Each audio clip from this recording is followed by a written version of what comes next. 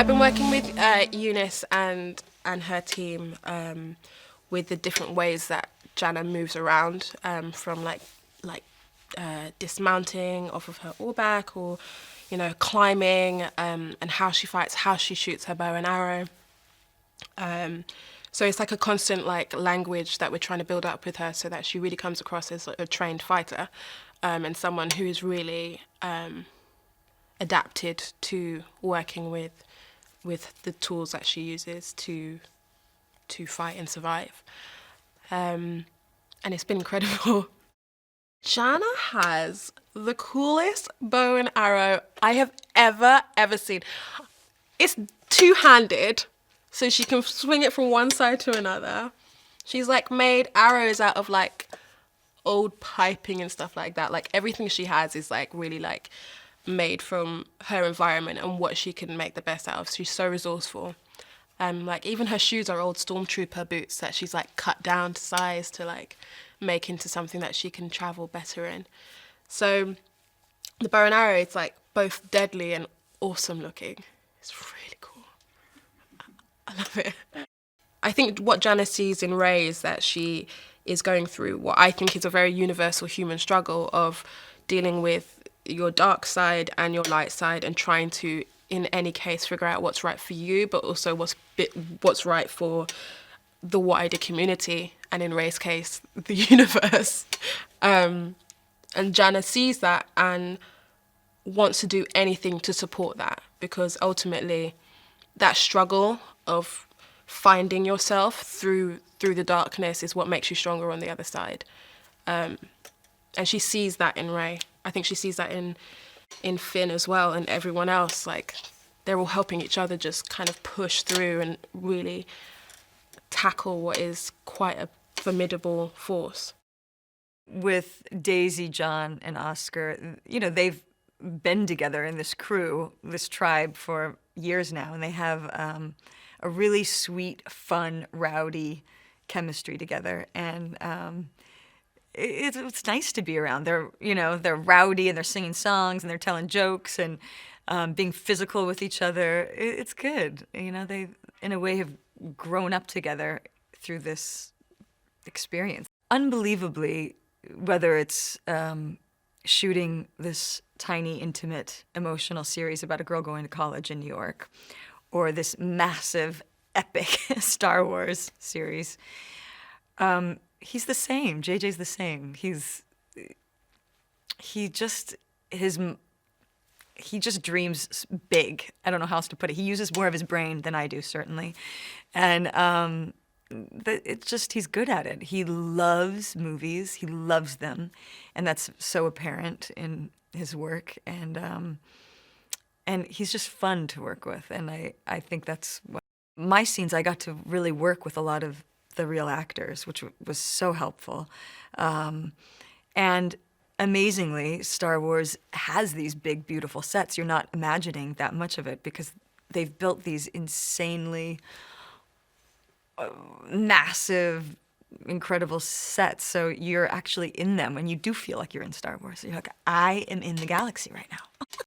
With this one, it wraps it up in a nice red bow tie, and then you look back at the first film, The Force Awakens, you realise that everything has led to this moment.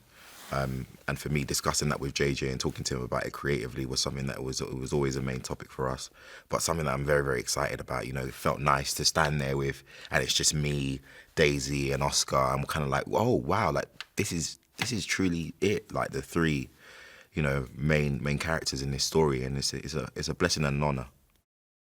I definitely wanted Finn to eventually find his place, to have a team that he's fighting for, that he's rooting for.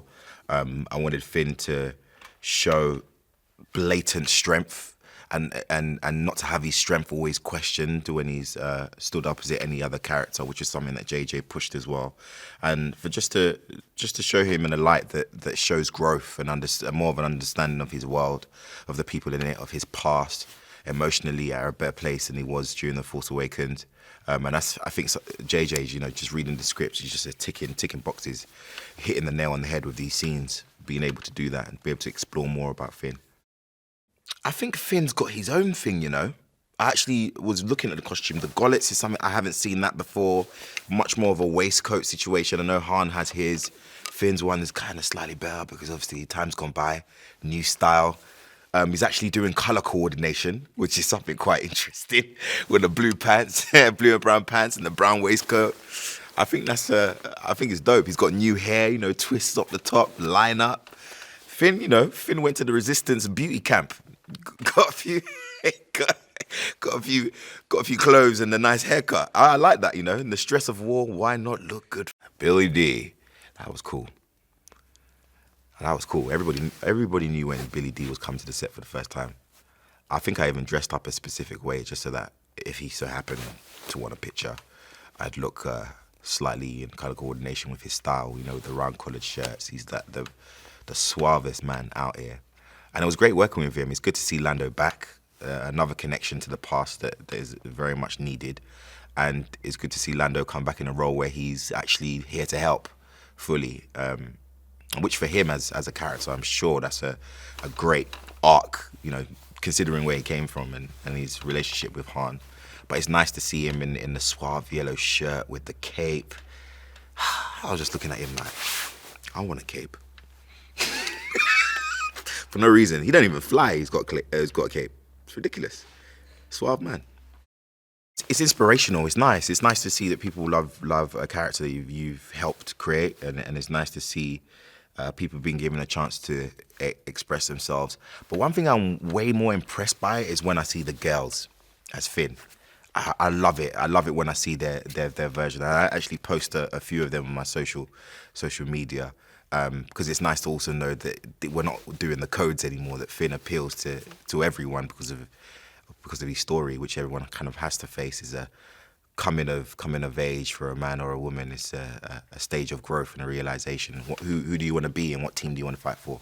And I think that seeing people dressed like Finn and Finn's image, it obviously means that he means something positive to them. His story means something positive to them. And it means something to me, and that makes me feel happy, man. Keep on rocking it. This episode 9, what JJ and Chris have done it's a monumental task. They've had to really find a way to encompass the entire Skywalker saga that's lasted 40 plus years, and to find a way to meaningfully make it all feel both surprising and also inevitable. And I think that's exactly what they've done. I think once you get to the end, I know when I first read the script and I got to the end, I was so overcome with emotion because it had a finality to it. Which it's just hard to imagine that Star Wars could ever have that, because I think one of the most amazing things about the Star Wars universe, and really what George Lucas did from the very get-go, is he made it feel like there was always so much story happening outside of the one you were watching. Every prop, every character felt like it had its own long history, and we were just getting to see a glimpse. By starting with Episode 4 originally. Already you're starting in media res, you're starting in the middle of the story, and so people could just pour their imagination into, well, what was happening before? Who is this person? Where did this person come from? And I think the mystery of that is also what created such a phenomenon. And so to take all of that and to capture that spirit and bring it to a conclusion has been such an amazing task, and I think they've done an incredible job.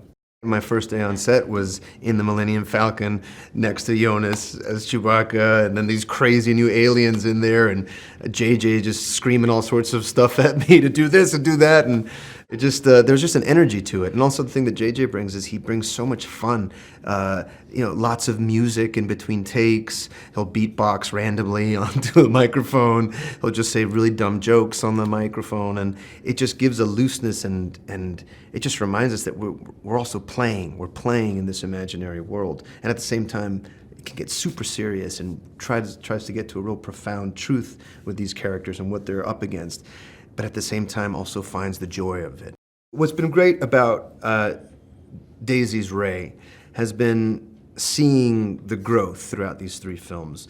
I think when we first met her in The Force Awakens, she was just this incredible raw potential.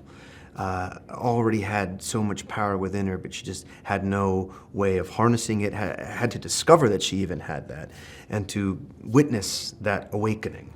and then seeing that really challenged in the second film, and not understanding who she was, and really desperately searching for these questions. And now we get to see the culmination of all of that pain and confusion and power channeled into just this ferocious and incredible character, and her performance in it is. I think the other thing with John is, and the exciting thing about episode 9 is that this was a real chance for us to really work together. Thankfully, JJ and Chris Terrio were like, all right, we've kept them far apart enough. Let's put these guys together, and so we really get a chance to interact and to have fun, and then also to get into fights together. The tension really escalates between us the way that it does with people that are so close. And I think through that, my friendship with him just, got deeper and deeper, and I think you really see that come across in the movie. I was surprised by the passion of the fans and how that never seems to waver. That, you come to things like Celebration or D23 or Comic-Con, and just how much it means to people over the years, and how that is also passed on to their kids, and just the lineage and the history of the whole thing. And I'm also surprised that to feel like I am a real part of that lineage and that history as well, and that it's not just these 3 movies, but that it has been this long, beautiful arc over these last 40 plus years. We're at a place where things are dire, as they always are, and specifically with Rose, she's in a position where in the last film you saw her as this sort of mechanic that was in every woman, and now she's sort of worked her way up in the resistance, so she's in a more of a leadership position. It was incredible. I mean, there were so many times walking on set, I would just think to myself how many months it took for people to build this as well as design it. And that was definitely one of those moments. And there were so many scenes with so many resistance members, and it was just overwhelming. It really felt like you were there. So it was really, really cool. I think it's really cool to see Rose in a different way in this film. I think in the first one, you very much saw her as someone who was protecting, she still is very much protecting the people that she loves, but there's a little more physicality in this one, which I think is gonna be really, really cool. There were so many scenes that we would shoot that I felt like I was in a video game. It was seriously wild. Yeah, so I'm really excited.